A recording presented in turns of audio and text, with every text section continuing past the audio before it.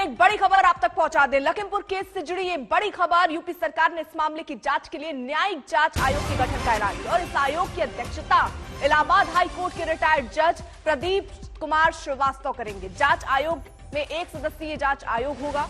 लखीमपुर में हुई हिंसा में 8 लोगों की मौत हुई थी। आयोग की रिपोर्ट 2 महीने में आएगी। आज इस मामले में सुप्रीम कोर्ट में भी सुनवाई होनी है, स्वतः संज्ञान लिया गया है और आज सुनवाई कोर्ट में भी होनी है। तो आपको बता दें बड़ी खबर, रिटायर्ड जज प्रदीप कुमार श्रीवास्तव इसकी जांच करेंगे। एक नए सिरे से इसकी जांच होगी। तो आपको बता दें बड़ी खबर इस वक्त की, बड़ी खबर लखीमपुर केस से जुड़ी, जहां यूपी सरकार ने इस मामले की जांच के लिए न्यायिक जांच आयोग के गठन का ऐलान किया है और इसी के साथ इस आयोग की अध्यक्षता इलाहाबाद हाई कोर्ट के रिटायर्ड जज प्रदीप कुमार श्रीवास्तव करेंगे। जांच आयोग 1 सदस्यीय होगा। लखीमपुर में हुई हिंसा में 8 लोगों की मौत हुई थी। 2 महीने में इसकी रिपोर्ट आएगी।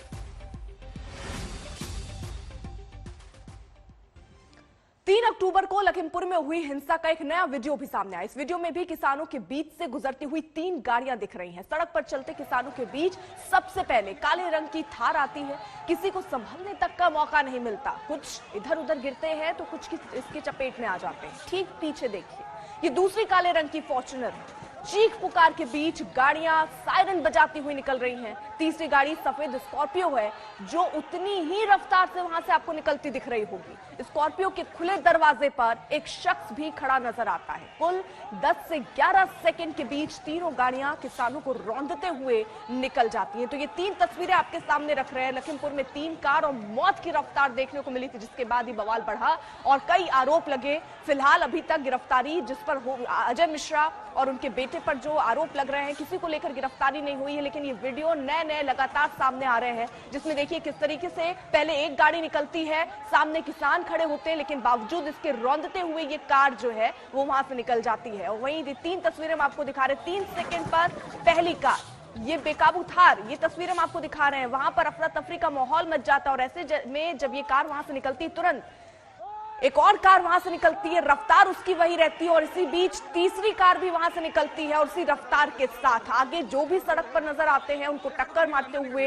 ये कार वहां से निकल जाती है। कई किसान उछलकर इधर उधर गिर जाते हैं, अफरा तफरी का माहौल हो जाता है, चीख पुकार मच जाती है। लेकिन गाड़ी की रफ्तार थमती नहीं है, गाड़ियां रुकती नहीं है, गाड़ियां अपनी ही रफ्तार के साथ आगे बढ़ जाती हैं। दूसरी गाड़ी जो निकली उसने भी, जब पहली गाड़ी की चपेट में अगर कोई शख्स आया तो भी दूसरी गाड़ी ने भी रुकना मुनासिब नहीं समझा, दूसरी गाड़ी भी वहां से गुजर गई। उसी के साथ साथ तीसरी गाड़ी भी वहां से निकल गई। 46 सेकंड का ये वीडियो, अब एक के बाद एक वीडियो सामने आ रहे हैं और इसी में अगर इन वीडियो की प्रामाणिकता तो नहीं कह सकते कि सच है या नहीं, लेकिन अगर ये सच हुई तो कई सवाल अपने आप में। क्या ऐसे में जब किसान वहां पर गिर रहे हैं, चोटें आ रही, बावजूद इसमें बैठे लोग इतने संवेदनहीन हो सकते हैं कि वहां से गाड़ी इसी रफ्तार के साथ भगा कर ले जाए? 3 गाड़ियां एक के बाद एक वहां से गुजरती हैं।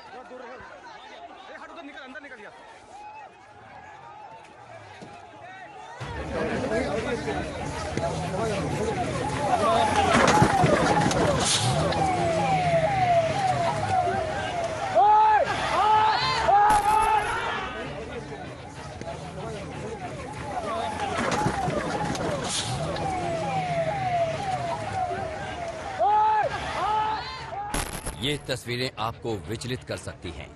ये लखीमपुर कांड का सबसे ताजा, सबसे बड़ी और सबसे साफ वीडियो है, जिसमें वो खौफनाक पल कैद है जब 3 अक्टूबर को थार जीप से प्रदर्शनकारी किसानों को रौंदा गया था। ये जीप केंद्रीय गृह राज्य मंत्री अजय मिश्रा के बेटे आशीष मिश्रा की है। अब फ्रेम दर फ्रेम वीडियो को गौर से देखिए। वीडियो के पहले फ्रेम में काले और सफेद झंडों के साथ किसान शांति के साथ जाते दिख रहे हैं। कहीं कोई नारेबाजी नहीं दिख रही, वहीं कोई उत्तेजना भी नजर नहीं आ रही। वीडियो के तीसरे सेकंड में थार जीप की एंट्री होती है। तेज रफ्तार थार सायरन बजाती हुई आती है और किसानों को कुचलती हुई बढ़ जाती है। उसके पीछे फॉर्च्यूनर गाड़ी भी तेज रफ्तार से निकलती है और उसी के पीछे सफेद रंग की स्कॉर्पियो भी धड़धड़ाती हुई बढ़ जाती है। अब रियल टाइम में इस वीडियो को देखिए कि कैसे ये गाड़ियां किसानों को कुचलती हुई निकल गई।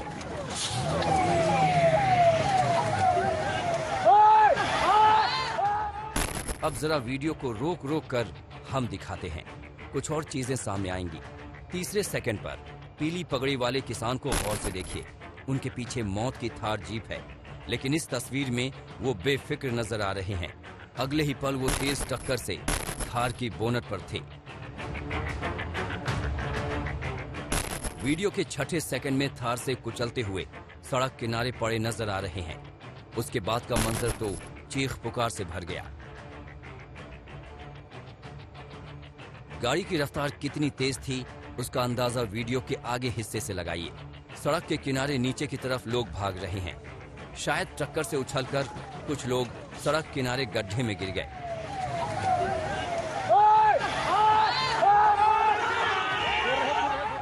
उधर सड़क पर लोग गाड़ी के पीछे भागते नजर आ रहे हैं। तोड़ फोड़ की आवाज भी आ रही है, लेकिन जिस जगह से ये आवाज आ रही है उसकी तस्वीर कैमरे में कैद नहीं है। इस वीडियो से कई खुलासे हो रहे हैं। पथराव से ड्राइवर के जख्मी होने की वजह से कार बेकाबू हुई। इस वीडियो से इस दावे की पुष्टि नहीं हो रही। किसानों के हाव भाव से ये साफ नहीं हो रहा कि उनके पीछे यानी जिधर से जीप आ रही थी वहाँ कोई बड़ा बवाल हो रहा था, क्योंकि ऐसा होता किसान उधर देख रहे होते। बहरहाल ये सिर्फ इस 46 सेकंड के वीडियो को देखकर लगाया जा रहा अनुमान है, जिसमें गाड़ी से रौंदने से पहले का सीन सिर्फ 3 सेकंड का है। 3 सेकंड से पहले आखिर क्या हुआ जो गाड़ियां इस तेजी से कुचलती निकल गई?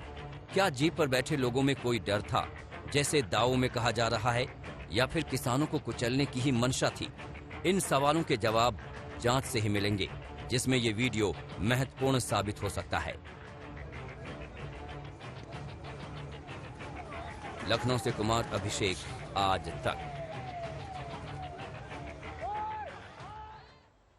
तो जरा कुछ तस्वीरें आपके सामने रख देते हैं और ये जो वीडियो सामने आया है ये भी जरा आपको एक बार फिर से दिखा देते हैं, जहां एक तरफ देखिए लखीमपुर में ये 3 कारें मौत की रफ्तार के साथ आगे बढ़ी, जहां लोगों को कुचलती हुई पहले एक कार निकली और उसी के साथ साथ फिर दूसरी कार उसी रफ्तार के साथ वहां से गुजरी, और ऐसे ही तीसरी सफेद रंग की स्कॉर्पियो कार भी वहां से निकली है। और ऐसे में जहां आसपास किसान थे, प्रदर्शन कर रहे थे, वो चीखते नजर आ रहे थे, इधर उधर भागते नजर आ रहे थे। तस्वीरों में आप देखेंगे हालांकि एक गाड़ी जब कुचलते हुए आगे बढ़ी, बावजूद इसके दूसरी गाड़ी रुकी नहीं और एक के बाद एक 3 गाड़ियां वहां से ऐसे ही निकल गई।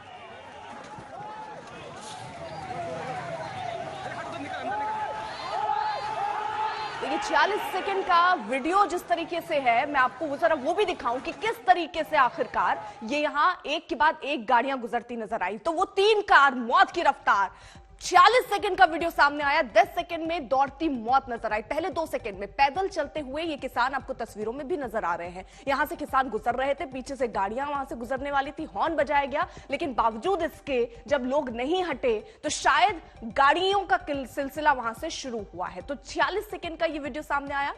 पहले 2 सेकंड में किसानों के हाथ में आप देखेंगे तो काले झंडे भी आपको नजर आएंगे, यानी भारी तादाद में किसानों के हाथ में काले झंडे।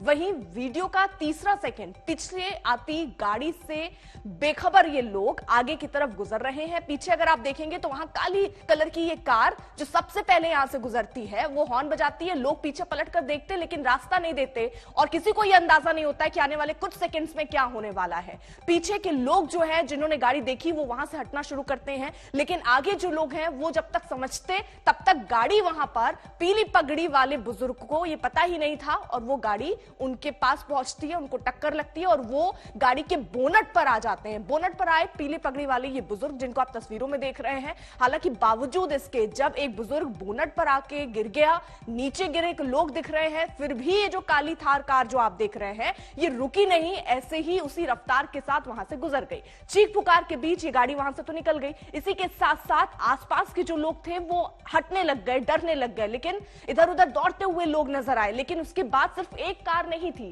कारें अभी और थी, यानी 2 कार अभी आ रही और बाकी थी, लेकिन किसी की रफ्तार नहीं रुकी। वहां की स्थिति को देखते हुए भी सड़कों के नीचे लोग भागते हुए अपनी जान बचाने के लिए नजर आए। उसके बाद और गाड़ियां वहां से गुजरती नजर आई। 46 सेकंड का ये वीडियो है, जिसके बाद सारे राज जो है वो खुलते हुए नजर आ रहे हैं। पहली कार ने पहले टक्कर मारी, उसके बाद एक के बाद एक दो कार और उसी रफ्तार के साथ गुजर गई। आसपास सड़क पे खड़े लोग भी डरे सहमे नजर आए। जरा अब आपको दूसरी तस्वीर भी दिखाएं। दूसरी कार बेकाबू रफ्तार, ये दूसरी कार की तस्वीर हम आपको दिखा रहे हैं। एक कार जब निकली, उसके बोनट पर एक बुजुर्ग आ जाते हैं, आसपास भी, क्योंकि आप देखेंगे तो इधर भी कुछ लोग गिरे हुए आपको नजर आएंगे, लेकिन बावजूद इसके कार रुकती नहीं है, ऐसे ही रफ्तार के साथ निकलती चली जाती है। तीसरी कार वहां से इसी रफ्तार के साथ निकली, लोग इधर उधर भागते हुए नजर आए हैं। चौथी तस्वीर जो आप ये देख रहे हैं, कार से कौन कौन लटका है ये हम आपको दिखा रहे हैं। कुछ लोग कार के अंदर बैठे हुए थे और कुछ लोग बाहर की तरफ लटके हुए भी थे। वो तो जाहिर तौर पर उन्होंने ये स्थितियां देखी होंगी कि कितने लोग घायल हुए या कोई उनके कार के नीचे आया, लेकिन उसके बावजूद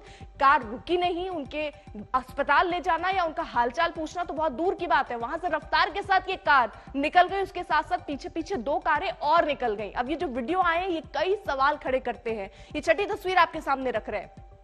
किसानों की मौत से वहां पर हड़कंप मच गया, लोग सड़कों पर गिरे हुए थे, उनके ऊपर से गाड़ियां निकल गई थी, लोगों को कुचलकर गाड़ियां निकल चुकी थी, जिसके बाद अफरा तफरी का माहौल वहां रह रहे लोगों के बीच मच गया। लखीमपुर की सियासी दौड़ की होड़ भी इस बीच आपको बता दें मची हुई। ये तस्वीरें अलग, वहीं दूसरी तरफ राहुल प्रियंका लौटे तो आज अखिलेश और राजस्थान कांग्रेस के नेताओं ने रास्ता पकड़ लिया। सतीश मिश्रा भी लखीमपुर की दूरी तय कर रहे हैं। दोनों परिवारों ने कहा है कि न्याय चाहते हैं और चाहते हैं कि जिस व्यक्ति ने ये किया, जो सब लोग जानते हैं किसने किया, उसके खिलाफ कार्रवाई हो। उनकी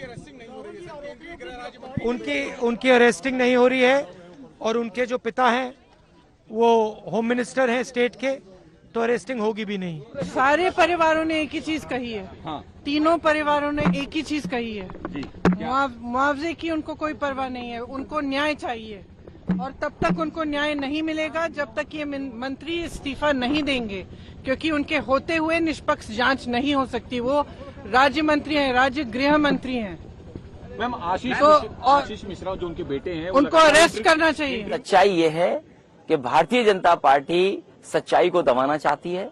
सच जनता के सामने ना जाए। भारतीय जनता पार्टी के लिए झूठ बोलते हैं। भारतीय जनता पार्टी के लोग इसलिए नहीं जाने देना चाहते पॉलिटिकल लोगों को, जिससे कि उनकी सच्चाई का सामना हो जाएगा, सच्चाई बाहर आ जाएगी, उनकी पोल खुल जाएगी। अपनी पोल खुलने से और उनके पोल के खुलने के डर की वजह से किसी पॉलिटिकल पार्टी को नहीं जाने देना है। हम सब आप जा रहे हैं सीतापुर, वहाँ से लखीमपुर, किसानों से मिलने जा रहे हैं, परिवारों से मिलने जा रहे हैं। डिटेंशन हुआ है प्रियंका जी का, गलत है। और मैं समझता हूँ ये जो लोकतंत्र में नई परिपाटी बनी है, ये समाज के लिए बहुत खतरनाक है। इस प्रकार का रवैया उत्तर प्रदेश सरकार अपनाए हुए है, उसका इनको खामियाजा उठाना पड़ेगा। ये डिक्टेटरशिप है, डेमोक्रेसी नहीं। और डिक्टेटरशिप हिंदुस्तान में चलने वाली नहीं है। हिंदुस्तान की जनता जाग चुकी है, किसान खड़ा हो गया है और कांग्रेस पार्टी राहुल गांधी जी के नेतृत्व में हम किसानों के साथ। ये एक ज्यादती थी इनकी, और जब आपके पास कोई आदेश हाउस अरेस्ट का नहीं है, उसके बाद भी अपनी बल के प्रयोग करके और हमको घर से बाहर ना निकलने देना और हमको वहां लखीमपुर तक ना पहुंचने देना, ये इनकी जबरदस्त। पीएम मोदी के सेवा समर्पण पर 20 साल पूरा होने पर जेपी नड्डा संबोधित करते हैं, सीधे लिए चलते हैं आपको। खेत से लेकर खलिहान तक उनकी फसल की सुरक्षा भी की।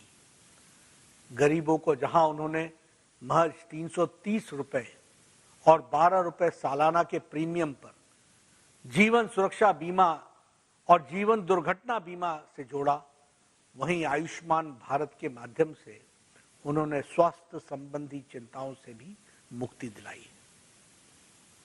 रोजगार के लिए startup, stand up, skill India के साथ साथ उन्होंने मुद्रा योजना, गरीब कल्याण रोजगार योजना, एमएसएमईज को आर्थिक पैकेज, वोकल फॉर लोकल जैसे अभियान को भी आगे बढ़ाया। श्री नरेंद्र मोदी जी के करिश्माई नेतृत्व, तुरंत निर्णय लेने की क्षमता और शक्ति, स्पष्ट दूरदृष्टि, अनुशासित जीवन तथा धैर्यशीलता से आजादी के 70 साल से विरासत में आ रही समस्याओं का शांतिपूर्ण समाधान हुआ है। धारा 370 का उन्मूलन, ट्रिपल तलाक का खात्मा होना, अयोध्या में श्री राम जन्मभूमि का भव्य मंदिर का भूमि पूजन, ओबीसी आयोग का संवैधानिक मान्यता प्राप्त होना, नागरिकता संशोधन कानून, सामान्य वर्ग के गरीब को 10% आरक्षण, जीएसटी, ये सभी निर्णय आने वाले समय में देश की गौरव गाथा के लिए नींव का निर्माण करेंगे। आतंक के खिलाफ निर्णायक प्रहार और अंतर्राष्ट्रीय संबंधों को एक नया आयाम देकर उन्होंने भारत को दुनिया के केंद्र में प्रतिस्थापित किया है। मैं एक बार पुनः उन्हें व्यष्टि से समष्टि की 20 वर्षों की उनकी यह यात्रा पूर्ण होने पर उनको हार्दिक अभिनंदन करता हूं, उन्हें बधाई देता हूं। हम सब की कामना है कि वह इसी तरह अपने संकल्प पथ पर आगे बढ़ते रहें और देश को विश्व गुरु के पद पर प्रतिष्ठित करने के लिए अग्रसर रहे। यही हमारी सबकी कामना है। धन्यवाद। कश्मीरियों को सुरक्षा का एक ऐसा एहसास दिलाने लगी थी जिसमें वो रात में भी घर से निकलकर खुद को सुरक्षित महसूस कर रहे थे। लेकिन कल की शाम कश्मीर के लिए एक दर्दनाक शाम थी। देखिए ये हमारी रिपोर्ट।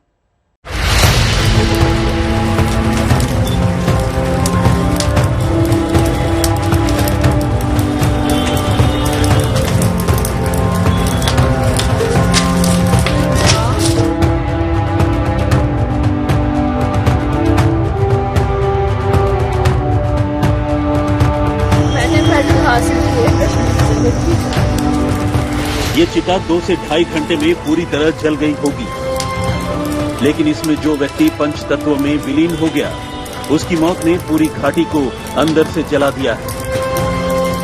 कश्मीर घाटी में दहशत दहक रही है। ये उस माखनलाल बिंद्रू की चिता है जिसने कश्मीर घाटी को अपनी मां समझा। उसने उसका साथ तब भी नहीं छोड़ा था जब यहाँ शब्दों की नहीं गोलियों की भाषा बोली जाती थी। 90 के दशक में कश्मीरी पंडितों के लिए यहाँ एक पल के लिए रुकना मौत को दावत देने के बराबर हो गया था। उस दौर में भी माखनलाल बिंद्रू दवा की ये दुकान चला रहे थे। आज उनकी बेटी अपने पिता की हत्या से आक्रोशित है और आतंकियों को शर्मिंदा करने वाली सीधी चुनौती दे रही है। I being a Hindu, I have read Quran and Quran says कि ये जो चोला है, ये शरीर का जो चोला है, ये तो बदल जाएगा, लेकिन जो इंसान का स्पिरिट है, उसका जज्बा है, वो कहीं नहीं जाएगा। Makhanlal Bindroo will be alive in the spirit and mister who shot my father dead while he was working, if you have the guts and courage, come in front and have a debate, have an face to face debate with us, then we will see what you are. जब एक word भी बोलना नहीं आएगा ना, करके ऐसे बैठ जाओगे ना, तब समझ आएगा सिर्फ पत्थर ही मार सकते हो और पीछे से गोलियां ही चला सकते हो तुम लोग। क्या करोगे? एक शरीर उड़ा दिया ना तुमने। उस शरीर ने जिनको पैदा किया है ना, वो मैं हूँ। ये हूँ मैं, मेरे बाप की बेटी। आजा सामने, इतनी औकात है ना, चल भाई आ मेरे सामने और मेरे से बात कर। मैं मक्खनलाल बिंद्रू की कश्मीरी पंडित हिंदू। श्रीनगर में एक बात प्रसिद्ध थी कि जो दवा पूरे प्रदेश में नहीं मिलेगी, वो दवा बिंद्रू की दुकान पर जरूर मिलेगी। ये दुकान लोगों को इलाज की उम्मीद देती थी। श्रीनगर के सबसे वेस्ट इकबाल पार्क के पास यही वो दुकान है, बिंद्रू हेल्थ जोन, जहां पर कल कश्मीर के एक प्रसिद्ध जो मेडिकल प्रोफेशनलिस्ट हैं डॉक्टर बिंद्रू, उनकी हत्या हुई। उसके बाद यहाँ कल शाम देर तक जो है तलाशी अभियान चलता रहा कातिलों को ढूंढने के लिए, लेकिन कोई सुराग फिलहाल सुरक्षा बलों को नहीं मिला है। कल शाम द रेसिस्टेंट फ्रंट के आतंकियों ने माखनलाल बिंद्रू को श्रीनगर के इकबाल पार्क के पास गोली मार दी। उनका गुनाह कुछ नहीं था, वो बस एक कश्मीरी पंडित थे जो कश्मीर के लोगों की सेवा करना जानते थे। इसमें देखिए बात है, ये कश्मीरी पंडित की नहीं, ये कश्मीरी की डेथ हुई है। यह हम सब के लिए शर्म की बात है। इस आदमी ने किन हालात में हमारी खिदमत की, यह हमारे लिए शर्म की बात है। कश्मीर में हर गली नुक्कड़, हर चौराहे पर सुरक्षा बल के जवान मौजूद रहते हैं, लेकिन इसके बाद भी कल शाम माखनलाल बिंद्रू की हत्या के बाद 2 और लोगों की हत्या कर दी गई। इसमें बांदीपोरा में एक पंचायत सदस्य मोहम्मद शफी भी शामिल थे।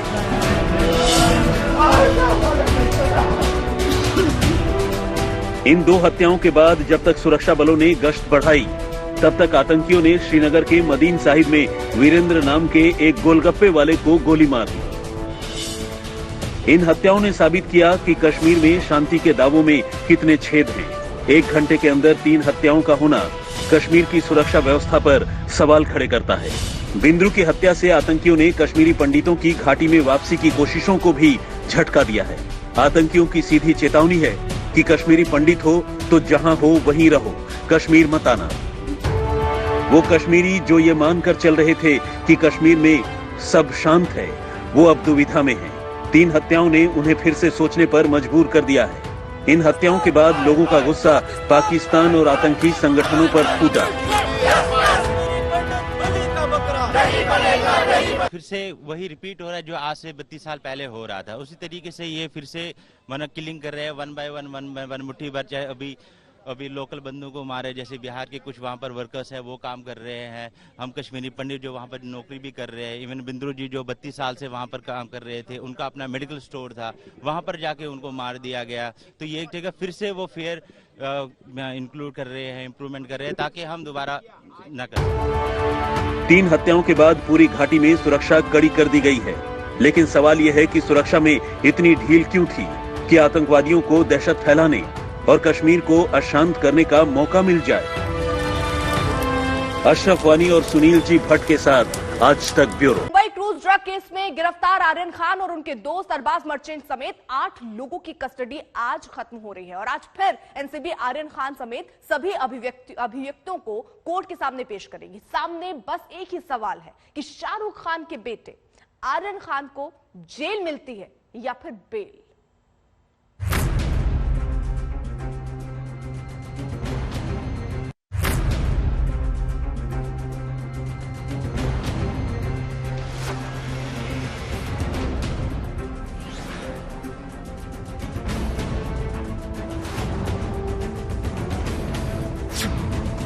शाहरुख के बेटे के लिए आज इम्तिहान की घड़ी।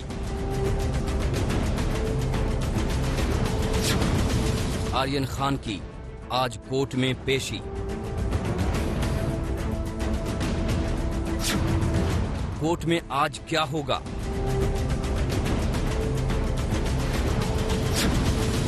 आर्यन को बेल मिलेगी या jail?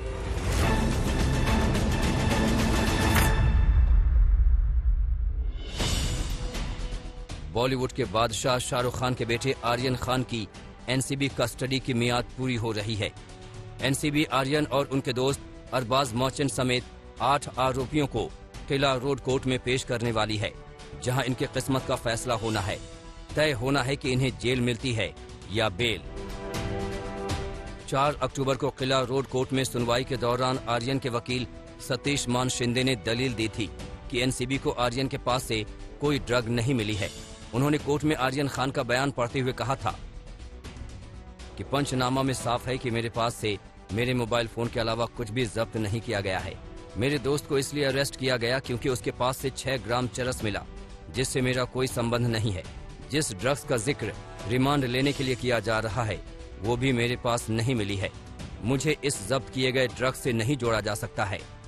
Very important part in Mr. Aryan Khan's case is there. Firstly, there is no recovery from his possession of any narcotic drugs. Secondly, the drugs which have been recovered, they have been recovered from a companion who was traveling with him.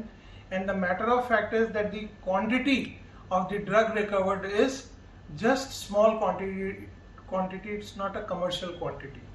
Third very important thing is the Narcotics Control Bureau is saying that Mr. Aryan Khan confessed in front of them. As per latest Supreme Court judgment, the confession before NCB official has no evidentiary value in the eyes of law. 4 अक्टूबर को किला road अदालत में हुई सुनवाई के दौरान Arbaaz merchant के वकील तारिक सईद ने दलील देते हुए कहा था कि पंचनामा में कहा गया है कि आर्यन के पास से कुछ नहीं मिला। साथ ही दावा किया गया है कि अरबाज के पास से 6 ग्राम चरस मिली है, लेकिन जो MDMA और कोकीन मिला है उससे इनका कोई संबंध नहीं है। क्या एनसीबी केवल उन 2 लड़कों से ही पूछताछ करेगी जिनमें से एक के पास कुछ नहीं जबकि दूसरे के पास केवल 6 ग्राम चरस मिली है? एज अ वकील हमने कहा बेटा तू पूरी कार्रवाई में साथ दे, जो इन्वेस्टिगेशन करते आप पूरा साथ दो। हम लोग बाहर भागे नहीं, कोई चीज करे नहीं, जब कुछ करे नहीं तो किससे डर। कल किसी को पता नहीं था अरबाज मर्चेंट कौन है, बट मेरे कजिन ने बोला कि भाई लोगों को पता नहीं है, प्रेस को पता नहीं है, आर्यन एवरीबडी नोज, अरबाज को कोई पहचानता नहीं था, इसलिए मेरा आना जरूरी था। बहुत अच्छे दोस्त है, मित्रता है और बचपन से 15 साल से इनकी दोस्ती है। आर्यन खान और अरबाज मर्चेंट दोनों के वकीलों ने अदालत में अपनी अपनी दलीलें दी और अदालत से जमानत देने की अपील की, लेकिन अदालत ने उन्हें एनसीबी की कस्टडी में भेज दिया।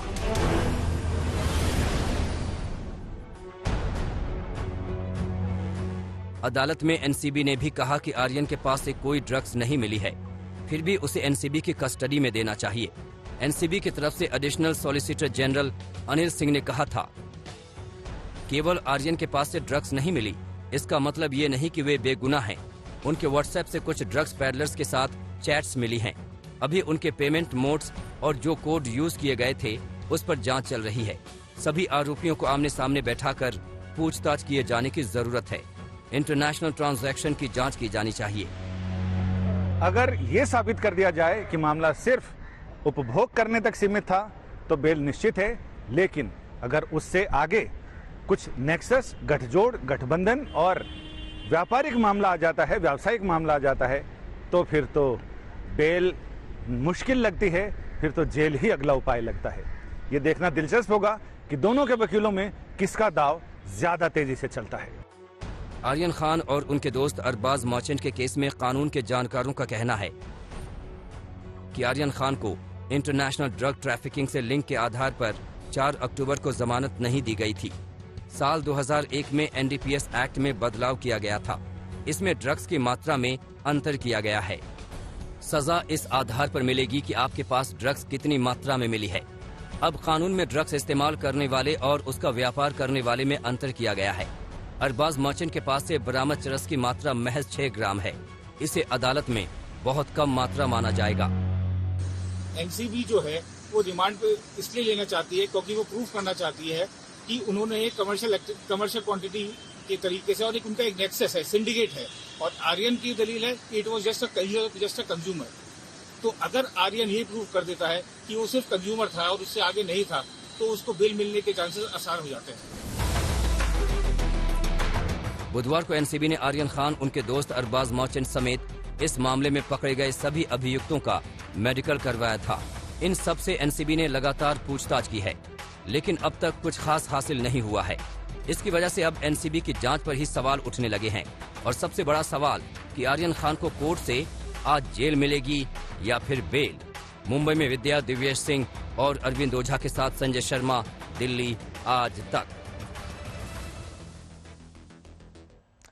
एक तरफ एनसीबी ड्रग सिंडिकेट के पर्दाफाश में जुटी है, तो वहीं दूसरी तरफ इस मामले पर सियासत भी शुरू हो गई है। एनसीपी के नेता और महाराष्ट्र सरकार में मंत्री नवाब मलिक ने बाकायदा प्रेस कॉन्फ्रेंस करके आरोप ये लगाया कि पूरा मामला ही फर्जी है। उन्होंने एनसीबी के ऑपरेशन पर सवालों और आरोपों की झड़ी लगा दी।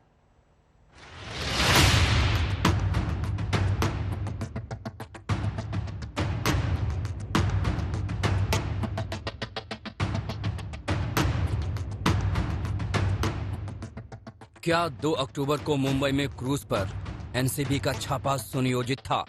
क्या इसमें एनसीबी और बीजेपी की मिली भगत थी? क्या शाहरुख खान को टारगेट करने के लिए एनसीबी ने आर्यन खान को गिरफ्तार किया? ये सवाल हम नहीं उठा रहे हैं, ये सवाल उठा रहे हैं महाराष्ट्र सरकार में कैबिनेट मंत्री और एनसीपी नेता नवाब मलिक। नवाब मलिक ने इस पूरे मामले को बीजेपी और एनसीबी की मिली भगत करार दिया है। नवाब मलिक का कहना है कि बीजेपी के टारगेट पर बहुत पहले से ही शाहरुख खान हैं। एनसीबी तो सिर्फ बीजेपी के कहने पे चल रही है। आर्यन खान को पकड़ा गया, वो केस सही है कि गलत, हमारी जानकारी से फर्जीवाड़ा है। पिछले कई दिनों से ये क्राइम रिपोर्टर को सर्कुलेट किया जा रहा था कि नेक्स्ट टारगेट शाहरुख खान है। शाहरुख खान का बीजेपी का क्या रिश्ता है आप लोग को पता है? जो भी असंतुलता पे कुछ बात करता है तो उसको हम ठीक कर देंगे, इस तरह की बातें होती रही है। वो गुनहगार है, ये कहा जा रहा है कि वो एडिक्ट है। लंदन में एडिक्शन था, दुबई में एडिक्शन था, हो सकता है एडिक्ट होगा, लेकिन ये जो मामला बनाया गया है ये पूरी तरह से पब्लिसिटी और फर्जीवाड़ा है। महाराष्ट्र सरकार में कैबिनेट मंत्री नवाब मलिक ने एनसीबी पर राज्य सरकार को बदनाम करने का आरोप लगाया। प्रेस कॉन्फ्रेंस में उन्होंने बीजेपी के कथित कार्यकर्ता मनीष भानुशाली और केपी गोसावी की तस्वीरें दिखाई। केपी गोसावी की आर्यन के साथ सेल्फी वायरल हो रही है। नवाब मलिक ने सवाल किया कि केपी गोसावी और मनीष भानुशाली का एनसीबी से क्या रिश्ता है। केपी गोसावी को आर्यन के साथ सेल्फी खींचने की इजाजत किसने दी? हाई प्रोफाइल छापेमारी के दौरान केपी गोसावी और मनीष भानुशाली क्या कर रहे थे? नवाब मलिक ने आरोप लगाया कि क्रूज पर ड्रग्स की कोई जब्ती नहीं हुई थी। जो तस्वीरें जारी की गईं, वे एनसीबी ऑफिस में क्लिक की गई थी। राष्ट्रवादी कांग्रेस पार्टी के नेता नवाब मलिक ने नारकोटिक्स कंट्रोल ब्यूरो पर बहुत से आरोप लगाए। ये कहा कि वो कुछ प्राइवेट लोगों को लेकर रेड करने गए थे जब उन्होंने क्रूज पर रेड की थी, जिसमें कि आर्यन खान, अरबाज मर्चेंट और अन्य लोग अरेस्ट किए गए। इस रेड में 2 लोग देखे जा रहे हैं। एक ने आर्यन खान के साथ सेल्फी भी ली और एक व्यक्ति को देखा जा रहा है कि वो अरबाज मर्चेंट को पकड़कर एनसीबी के दफ्तर ले जा रहा है। नवाब मलिक ने एनसीबी की पूरी कार्रवाई को ही फर्जी करार दे दिया। एक अफसर जो पूरी तरह से रेड को मॉनिटर कर रहा है, वेग स्टेटमेंट करता है कि 8 से 10 लोग थे। या तो 10 लोग रहे होंगे, 2 लोगों को छोड़ा गया, या 8 ही लोग थे, किसी और 2 लोगों को फ्रेम करने की साजिश एनसीबी ने की थी, ये स्पष्ट हो रहा है। नवाब मलिक जी का दर्द ही कुछ और है। एनसीबी ने उनके डायरेक्ट रिलेटिव को ड्रग्स के मामले में अरेस्ट किया है। तब से लगातार एनसीबी के खिलाफ वे आग उगलते हैं और इस प्रकार के बयान देते हैं। एनसीबी पर एनसीपी नेता नवाब मलिक के आरोपों से हलचल मच गई। एनसीबी के deputy director general Gyaneshwar Singh और zonal director Sameer Wankhede media के सामने आए और इन आरोपों को एक सिरे से गलत करार दिया। कुछ आरोप जो हमारे ऑर्गेनाइजेशन पे लगाए गए हैं, मैं कहना चाहूंगा कि वो बेसलेस हैं और सभी प्रक्रिया फॉलो करते हुए, सभी रूल्स फॉलो करते हुए हम लोगों ने कार्रवाई की। जो अफसर ड्रग माफियों के विरोध में हैं, ड्रग कारोबारियों के ऊपर कार्रवाई करते हैं, वे लोग महाराष्ट्र सरकार को रास क्यों नहीं आते? इन ड्रग माफिया के साथ महाराष्ट्र सरकार के क्या संबंध है? जिस बीजेपी कार्यकर्ता मनीष भानुशाली पर एनसीपी ने आरोपों की बरसात की, उस तक पहुंच गया आज तक। मनीष भानुशाली ने माना कि छापे के वक्त वो वहां मौजूद थे और एनसीबी की मदद कर रहे थे। जी, ये बात सही है। मैं एनसीबी के साथ छापेमारी में मौजूद नहीं था, लेकिन उनको इन्फॉर्मेशन के तौर पे मैं मौजूद था। मेरे पास नई नई जानकारी आ रही थी, तो उन्होंने मुझे बताया कि आप साथ में रहिए, आपके पास जो भी हमारे पास नई जो जानकारी आ रही है, हमें कार्रवाई करने में बहुत आसानी रहेगी। उधर बॉलीवुड के तमाम सितारे आर्यन खान के पक्ष में आ खड़े हुए हैं। वो एनसीबी की कार्रवाई पर सवाल उठा रहे हैं। हम आ भी करते हैं तो हो जाते हैं बदनाम, वो कत्ल भी करते हैं तो चर्चा नहीं होता। शाहरुख खान का बेटा इन्वॉल्व होता है तो वर्ल्ड की न्यूज बन जाती है। बाकी लोगों के माँ बाप का नाम क्या है, पता क्या है, ये कोई नहीं जानता। लेकिन इससे जरूर ये है कि इंडस्ट्री पे सवालिया निशान खड़े होते हैं, उंगलियां उठती हैं, हमें बहुत तकलीफ होती है। एनसीबी के एक्शन को लेकर महाराष्ट्र में सियासत गर्मा रही है, तो वहीं बांद्रा में शाहरुख खान के घर मन्नत के पास शाहरुख के फैंस का जमावड़ा लगा है। आर्यन की गिरफ्तारी के बाद से ही शाहरुख अपने फैंस के सामने नहीं आए हैं। दिव्येश सिंह के साथ कमलेश सुतार, मुंबई आज तक। इस विवाद पर एनसीबी के जोनल डायरेक्टर समीर वानखेड़े से आज तक संवाददाता अरविंद ओझा ने खास बातचीत की। सुनिए। Sameer Wankhede, NCB zonal chief हमारे साथ मौजूद हैं। सर, सबसे पहला सवाल मेरा यही है कि आज नवाब मलिक ने तमाम ये आरोप लगाए कि 2 उसमें ऐसे शख्स थे जो बाकायदा नारकोटिक्स कंट्रोल ब्यूरो तक अक्यूज को लेके आ रहे थे, वो बीजेपी के लोग थे, ऐसा नारकोटिक्स कंट्रोल ब्यूरो पर आरोप लगाया, आपका क्या कहना है? मैं इसमें ज़्यादा कुछ कह नहीं सकता। ऑलरेडी हमारे सीनियर डीडीजी सर ने इसके बारे में हेडक्वार्टर्स ने भी प्रेस रिलीज इशू किया है, जिसमें संक्षिप्त में सब डिटेल दी गई है, तो उसमें ज़्यादा कहना ठीक नहीं होगा। उसमें ये भी दिया गया कि कितने पंचायत थे, टोटल 9 पंचायत थे हमारे। तो जो कार्रवाई हुई है सब लीगली प्रमाण से हुई है, कायदे के हिसाब से हुई है, तो ज़्यादा उसमें कुछ कहना नहीं है।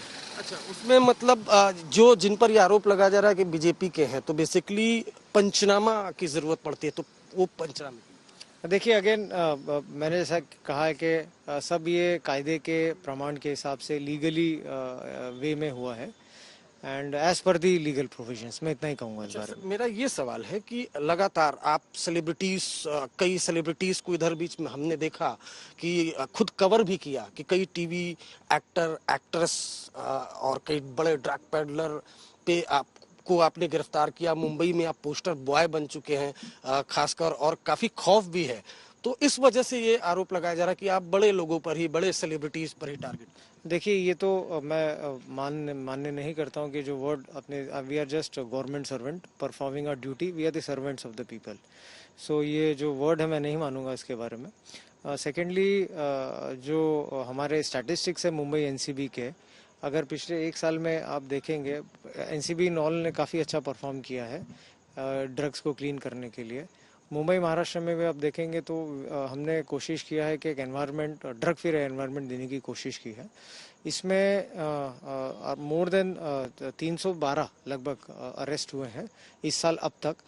उसके अलावा भी 100 से ज़्यादा केसेस भी हुए हैं, कई प्रकार के ड्रग्स पकड़े गए हैं, कई प्रकार के organised crime, drug crime syndicates को भी बस्ट किया गया है एंड नाम भी आप लोग जानते हैं कौन से क्या है।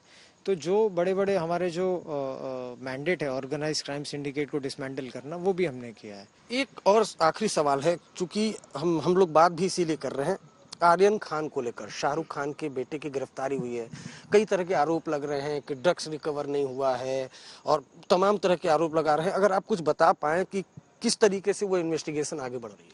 देखिए जैसा कि अभी माननीय न्यायालय के सामने केस है, मैटर इज सब जुडिस, इन्वेस्टिगेशन ऑन है, मैं उसके बारे में कोई भी टिप्पणी नहीं। एविडेंस है आपको इस केस में कितनी अब तक गिरफ्तारियां हो चुकी हैं, ये बता पाएं? अगर टोटल अब तक कितनी गिरफ्तारियां हुई? देखिए अरविंद, मैं कोई इस बारे में जानकारी नहीं। अरेस्टिंग कितनी हो चुकी है अब तक इस पूरे केस? इस केस में जो अरेस्ट हुए 16 अरेस्ट हो चुके हैं अभी तक, और कई प्रकार के ड्रग रिकवर हुए जैसे कि cocaine, MDMA, mephedrone, hydroponic weed और हशीश, ये प्रकार के ड्रग्स रिकवर हुए। इन्वेस्टिगेशन अभी आपकी जारी रहेगी? पॉलिटिकल प्रेशर है उसके बावजूद? उस बारे में इन्वेस्टिगेशन तो जारी ही रहेगी, न्याय प्रावधान भी है उसमें, and with in stipulated time will do a good job and professional job.